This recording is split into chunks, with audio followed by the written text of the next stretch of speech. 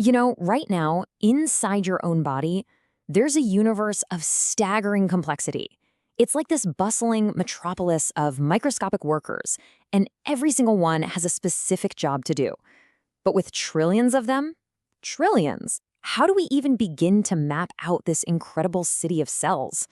That number, 37.2 trillion, that is the best estimate for the number of cells in just one human body. To put that into perspective, that's thousands of times more cells in you than there are stars in our entire galaxy. It's just mind-boggling. And each one is a tiny biological machine just humming with activity. And this is the real question, isn't it? What is each one's true identity? Is it a skin cell? A neuron? Maybe a super specialized immune cell that's fighting off an infection? And how does that identity change over time? Answering that is one of the absolute biggest challenges in modern biology.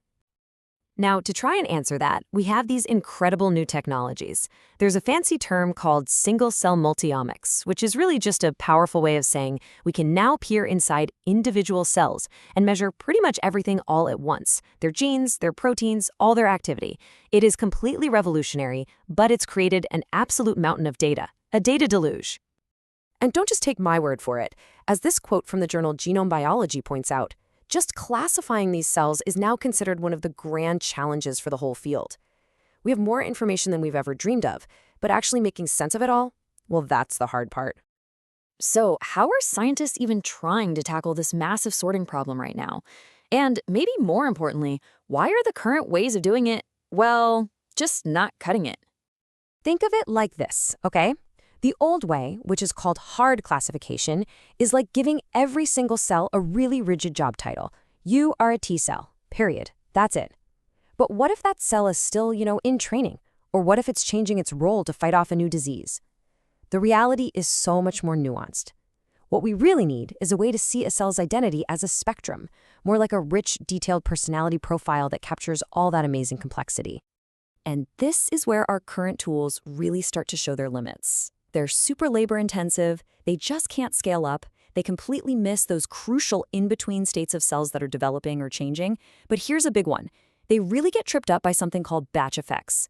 The best analogy is trying to compare photos taken by two totally different cameras. Little variations in the lighting or the color can make it really hard to tell if you're looking at the exact same thing. In biology, those little variations create a ton of noise in the data.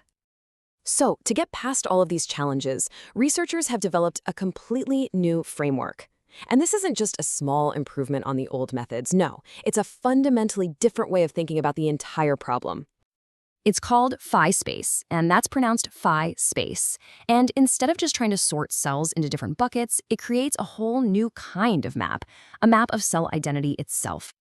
The core idea here is the phenotype space. So forget simple labels for a second.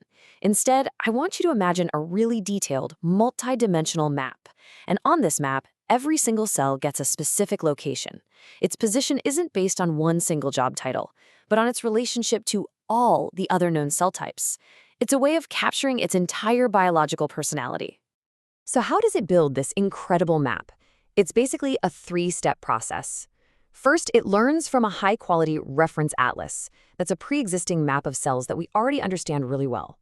Second, it uses this powerful statistical engine to build its own unique multidimensional map. And then for the final step, it takes new, totally unknown cells and places them onto that map. And by seeing where they land, it can reveal their identity in incredible detail. Okay, so that's the theory. Sounds pretty cool, right? But what does it actually look like when you put it to work? Let's check out how Phi Space brings real clarity to the chaos using a fantastic example from the research. So the challenge was this: to track dendritic cells. They're a key part of our immune system, as they were being developed in a lab. Scientists were trying to see if they were successfully reprogramming other cells to become these dendritic cells over a 9-day period. This is a perfect example of a continuous transition that the old methods really struggle with, especially when you have noisy data from different batches of experiments. And when you try to visualize this data with the conventional methods, well, you get a mess, a complete jumble. The developing cells are all over the place. There's no clear pattern, no sense of a journey from one state to another. They're just totally lost in the statistical noise. But then, watch what happens when you apply Phi Space to that very same data. Bam! Suddenly, all that chaos just disappears. You can clearly see a journey happening.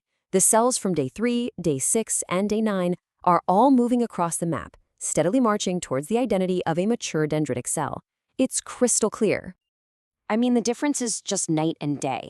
On the left, you've got a plot that's almost impossible to interpret. And on the right, you have this clear, visible path of development. Phi Space doesn't just label the final cell, it maps the entire journey, even through messy, complicated data. This is exactly what it means to capture a continuous state. So you can see this is way more than just a clever data science trick. Being able to create this kind of cellular map has some really profound implications for the future of medicine and, well, all of biology. So what does this all really mean? It means we finally have a tool that can truly characterize cells while they're in transition. It's robust enough to cut right through the noise from different experiments without needing a bunch of extra steps. And it's so flexible it can handle multiple data types like RNA and protein, and it can even bridge the gap between totally different technologies.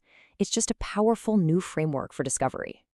And that really matters, because understanding cells in these transitional states is absolutely critical.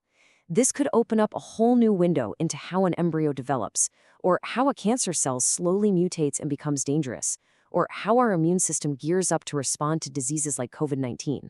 It gives us a level of nuance we've just never had before.